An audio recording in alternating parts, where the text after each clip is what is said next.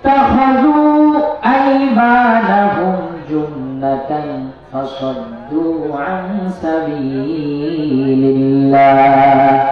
ইত্তাখাযু আইমানাহুম, মুনাফিকরা, they have taken their oath as the cover। যারা মুনাফিক তারা তাদের শপথগুলোকে, তাদের কসমগুলোকে ঢাল বানিয়ে নিয়েছে, জুন্নাতান, ঢাল বানিয়ে নিয়েছে। ফাসাদ্দু আন সাবিলিল্লাহ, মুনাফিকরা আল্লাহর দ্বীন থেকে মানুষকে বাধা প্রদান করে। ইন্নাহুম সাআ মা কানু ইয়ামালুন।